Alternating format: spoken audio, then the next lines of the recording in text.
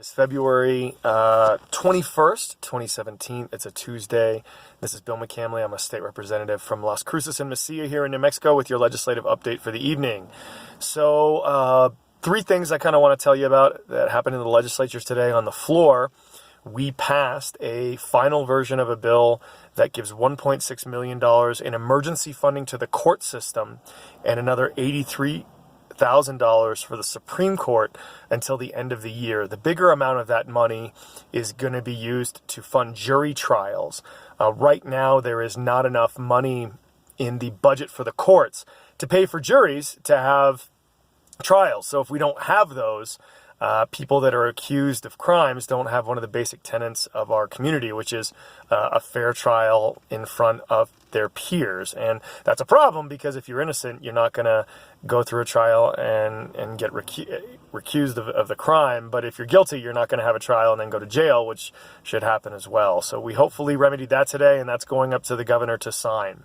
On the Senate side, a friend of mine, a good guy named Senator Bill O'Neill, got a bill through a committee that disallows for employers asking for people's criminal histories. That's one of the issues that a lot of people who have been to jail have, is they let people know that, hey, I've been to jail, and a lot of times they can't get a job. And the theory behind his bill is, look, if you do go to jail and you do your time and you get out, hopefully that's the punishment that we expect from you, and that'll end there. But apparently for a lot of these folks, it's a lot harder to get back into the job market because of that. And so this is an effort to do so, and then hopefully, stop them from going back and committing more crimes and then going back to jail.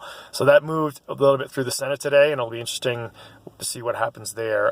The big thing for me today was I'm a co-sponsor on a House bill that would disallow the federal government from using New Mexico state land to build a border wall. And this is obviously in direct response to the president and the federal government wanting to build a large wall all the way across the border with Mexico. And there's a lot of reasons for this. Geologically, it doesn't really work. It'll cost somewhere between $15 or $20 billion just to construct. That's not including all the money it's going to take to keep it up over time, and that money obviously can be better used for a lot of other things, including better security for the things that they actually want to do. In fact, that came up today, and they said, well, we're going to feel safe. And there was always the quote from Janet Napolitano, the former governor of Arizona, that said, show me a 20-foot wall, and I'll show you a 21-foot ladder. It's just not going to be that effective. The biggest reason for me, though, to oppose this wall is jobs. So since 1991 in Santa Teresa, there's been about $100 million in state funding spent to develop the infrastructure down there. So roads, water systems, helping private companies get final infrastructure, that sort of thing, and about $1 billion in private sector investment. Furthermore, there's about 200,000 people in the state that are employed in jobs that rely on border trade to keep their jobs going.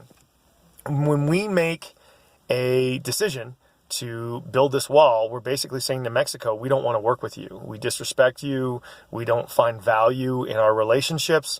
And I think for us fighting it, we're saying the exact opposite. We do want to work with the people and businesses and government of Mexico. We do find value in those relationships. And we recognize that the economies of both countries do better when we work together. And so that's my real main passion for this thing, and hopefully it'll hit the floor and we'll be able to get it passed, get it through the Senate, and maybe the governor will actually sign it.